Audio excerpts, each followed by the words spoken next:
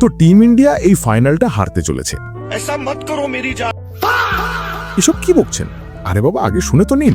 যদি নিউজিল্যান্ডের এই সেরা 3 জন খেলোয়াড় ফর্মে থাকে তবেই টিম ইন্ডিয়া হারতে পারে, নইলে টিম ইন্ডিয়ার এই 3 খেলোয়াড় যদি জ্বলে ওঠে তবে টিম ইন্ডিয়া সহজেই জিতে যাবে।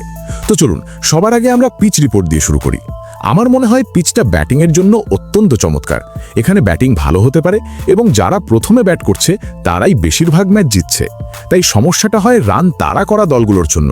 তো আমার মনে হয় টিম ইন্ডিয়া রান তাড়া করলেও জেতার ক্ষমতা রাখে, কিন্তু দক্ষিণ আফ্রিকার সামনে কি হয়েছিল তা আমরা দেখেছি। তো অন্যান্য জিনিসের কথা বললে স্পিন এখানে কার্যকরী হয়, কিন্তু খুব একটা বেশি নয়। পেসাররাই এখানে বেশি সফল। 70% সম্ভাবনা আছে যে পেসাররাই বেশি উইকেট নেবেন, তাই একটু দেখতে হবে। আর যেহেতু সম্ভবত কালো মাটি ব্যবহার করা হচ্ছে, আমার মনে হয় বল খুব বেশি স্পিন করবে না।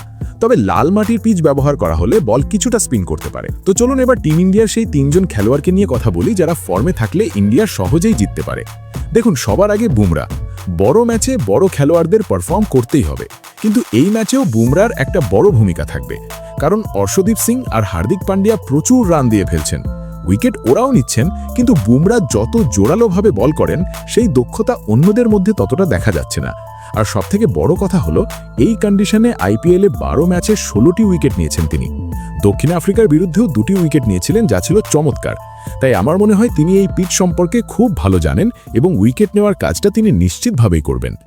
এখন দেখুন, টিম সিফার্টকে যদি আটকাতে হয় তবে বুমরাকে আনতেই হবে, এবং আমার মনে হয় বুমরা সিফার্টকে আটকাতে পারবেন। কারণ আমি তাদের টি20 ম্যাচগুলো দেখেছি যেখানে 34 বলে তারা মুখোমুখি হয়েছেন। সিফার্ট 46 রান করেছেন, কিন্তু বুমরা তাকে 2 বার আউট করেছেন। তাই আমার মনে হয় এটা একটা বড় দিক হতে পারে। এমনিতে ডেথ ওভারে ড্যারেল মিচেল যদি খুব বেশি আক্রমণাত্মক হয়ে ওঠেন বা রান তোলেন, তবে তাকেও আটকানোর কাজটা বুমরা করতে পারেন।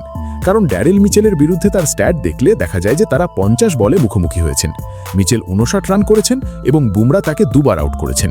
Strike rate 118। তাই আমার মনে হয় মিচেল যদি বেশি চেপে বসেন তবে বুমরা তাকেও রুখে দিতে পারবেন। এমনিতে অন্যদেরও আটকাতে পারেন, সেটা একটু পরে বলছি। তবে এবার দ্বিতীয় খেলোয়াড়টির কথা বলি, তিনি হলেন অক্ষর প্যাটেল। ব্যাট এবং বল 2 বিভাগ থেকেই তাকে অবদান রাখতে হতে পারে। চাপে পড়লে টিম ইন্ডিয়ার অনেক উইকেট পড়ে যায়।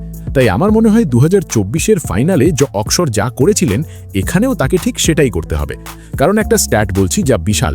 3 ম্যাচে তিনি 22টি উইকেট নিয়েছিলেন লাল মাটির পিচে। আমি জানি সেখানে স্পিন বেশি ধরে, এবং সেটা ছিল ইংল্যান্ডের বিরুদ্ধে টেস্ট ম্যাচে। টি20 ইন্টারন্যাশনালে ফর্ম মোটামুটি ঠিকঠাক আছে। খুব বেশি উইকেট নেননি, মাত্র 1টি।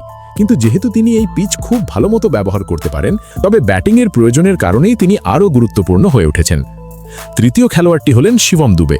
দেখুন, নেদারল্যান্ডস এবং দক্ষিণ আফ্রিকার বিরুদ্ধে এই কন্ডিশনে তিনি শক্তিশালী ফর্ম দেখিয়েছেন।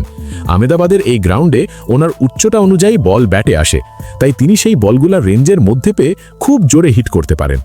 এই কন্ডিশনে ওনার টি20 স্ট্যাট দেখলে দেখা যায় যে 7 ম্যাচে 230 রান করেছেন এই পিচে। আর আমার মনে হয় ওনার স্ট্রাইক রেট 159। প্রয়োজনে তাকে বোলিংও করতে হতে পারে। গত ম্যাচে আমরা যেমন দেখেছি ওনার ইয়র্কার দেওয়ার দক্ষতা বেশ ভালো, তাই টেনশনের কিছু নেই। শিবম দুবের থেকে যে বোলিংটা দরকার সেটা তিনি করতে পারবেন, কিন্তু আহমেদাবাদে ব্যাটাররা একটু বেশি সুবিধা পায়, তাই সমস্যা হতে পারে। তবে ওনাকে ব্যাটিংয়ে রান পেতেই হবে। আমার মনে হয় উইকেট পড়ে গেলে ওনাকে হাল ধরতেই হবে। প্রথমে ব্যাটিং হোক বা রান তাড়া করা, শিবম দুবেকে পারফর্ম করতেই হবে। কারণ অন্যদের ওপর ঠিক ভরসা করা যাচ্ছে না, কিন্তু শিবম যেহেতু এখানে ভালো রান করেছেন তাই ওনাকে জ্বলে উঠতে হবে।